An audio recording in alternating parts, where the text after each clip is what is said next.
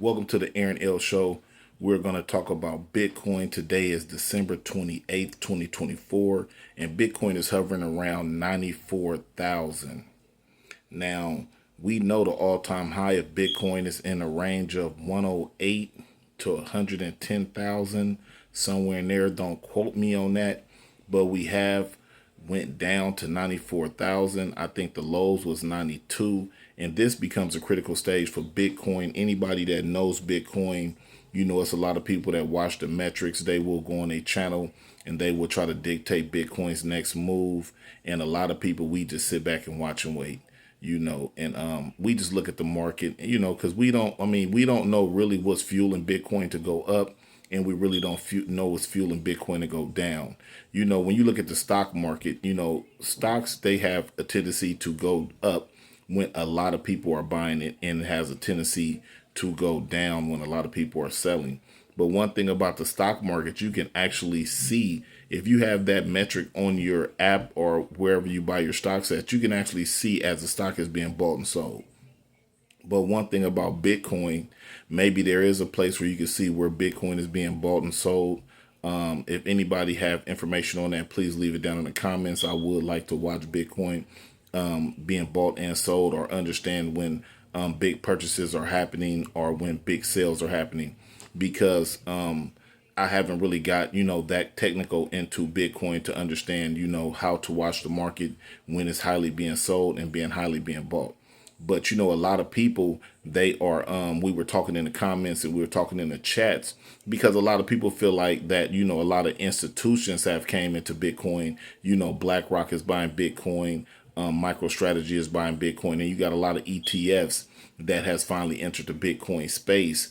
And they feel like, because we know the crypto winter is coming.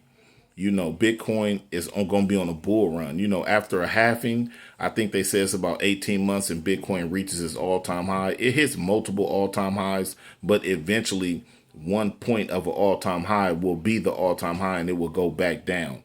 And people feel like it's not going to go down 50, 60, 70, 80% like it normally do, because you have a lot of institutions that's holding Bitcoin, and that it gives it a little more balance when it comes to the dramatic swings.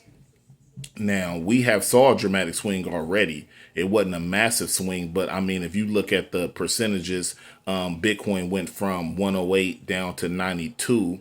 So we could basically say that was somewhere in the range of a 17, 18% swing. And that was a quick swing. So, when you talk about a Bitcoin winner, can we see another 40 to 50% drop? That means Bitcoin goes from 108 down to the 65, 50 range. I mean, me personally, I feel like Bitcoin is going to go down. I don't see it going past maybe 65, maybe 70,000. I don't see Bitcoin going too far. I don't see it flooring down to about 40. I mean, you're right. A lot of institutions have bought in. It's a lot of more people that's knowledgeable of Bitcoin. We got a lot of new players. See, that's one thing about Bitcoin that is starting to become a household name. And every bull run, Bitcoin gains new fans and new people that come into the market and come into the industry. So I feel like the last bull run, we gained a lot of people into the market. And I feel like this bull run right here, we gained a lot of more people into the market again. So I feel like Bitcoin is becoming a household name. But one thing that you're not able to do is you're not able to go into a lot of places and actually spend your Bitcoin. I feel like that's when the balance is going to really come with Bitcoin, when you're able to go grocery shopping. It might not be but one store. Amazon start to accept Bitcoin. Some grocery stores, Walmart, Target. You need a big food chain to get on board, I feel like, for it to be that balance. So I feel like until we get to that point, we are going to still have these dramatic drops. So I feel like right now we're still in a bull run. I feel like we were at 108, then we dropped down to 94. Right now we're at 94,000. I don't feel like the bull run is over. I really don't feel like that, because I feel like, we could, Monday morning, Bitcoin could be right back at 101,000. shoots up to 115, 120, and we have a new all-time high, because that's just the way Bitcoin operates. But it also can go on the reverse and go from 94 and we go down to about 88,000, or we might go down to the low 80s, and if it does something like that, then you will have a lot of Bitcoin enthusiasts. They will start to say, hey, the bull run is over. If Bitcoin get down to the low 80s, even the high 70s, they will say, hey, that's the trigger that the bull run is over. It dropped a certain percentage after reaching an all-time high, because you have a lot of people that follow those metrics. If you look at some of these guys' channels, they've been following Bitcoin every time it's been a halving. They know how much it should go up at the all-time high from that halving, and they know when Bitcoin drops to a certain amount, if it drops a certain percentage after reaching its all-time high, that triggers that the bull run is over. So we can't really dictate where we're at in the market right now. I know that a 17% drop is not going to trigger that Bitcoin has went back into a crypto winter. But I know one thing, it's a lot of people that's invested. It's a lot of people that has put a lot of money in Bitcoin, because one thing that was different from this bull run than I feel like the last bull run is that Bitcoin has been getting a lot of mainstream exposure. You've been hearing it on the news. It's a lot of marketplace YouTube channels that are talking about Bitcoin. I mean, everybody really jumped on this Bitcoin ride this time. You got the president. You have a lot of people that he's nominated to his team that's pro Bitcoin. And I feel like that's that kind of fueled Bitcoin. I don't even know, to be honest with you, I don't even know if Bitcoin was ready to go on a bull run like it did right after the presidential election.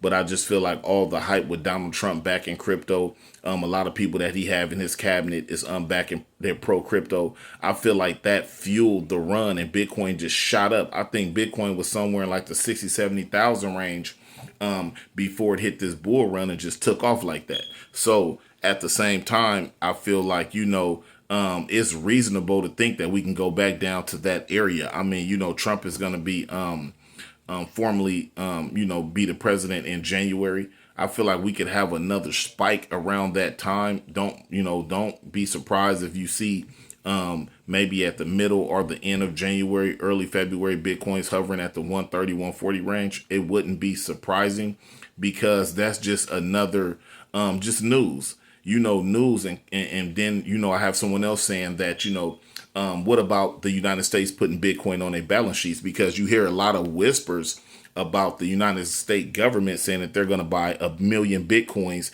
just to have on a balance sheet. And the United States are you hear the whispers about the United States saying that they're going to start to save Bitcoin like gold. Is this the new gold on the world stage? Because I know one thing, if there's a new technology or there's a new business, America want to be on the forefront of it. I don't think that America will sit back and watch Bitcoin, have their analysts looking at Bitcoin, and they realize that this is going to be the new currency for the world, and they'll sit on the sideline and don't try to forefront it. That's just what America does. That's why our money has been the main dollar across the world forever.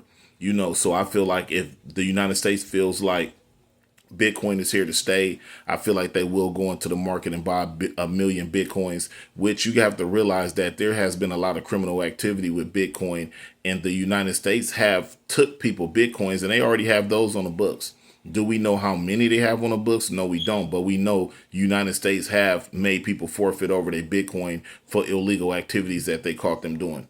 So I feel like, America is not going to let another country win the race of Bitcoin. That's what they're not going to do. United States, they never do that. If there's something that they can forefront, that's going to be something that the world is using, America is definitely going to want to be the number one player in that industry. So I feel like that if we do see the United States make a move like that sometime soon, this in this presidential candidate's term in these next 4 years, if we see Donald Trump make a move into buying crypto, buying that 1 million Bitcoin, and using it as a reserve for the United States, then we know Bitcoin is here to stay, which I think Bitcoin is here to stay anyway. But if we were to see the United States do something like that, we know it's cemented.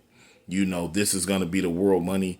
This is going to be a currency that the stores are going to be accepting, and you'll be able to live your daily life just using crypto. So we need to sit back and watch and wait. If the United States does make a move and buy 1 million Bitcoins, then we know Bitcoin is going to be the universal dollar in a short time coming. This is the Aaron L. Show. Like, comment, subscribe. Love you guys. I'll be back at you guys with another one.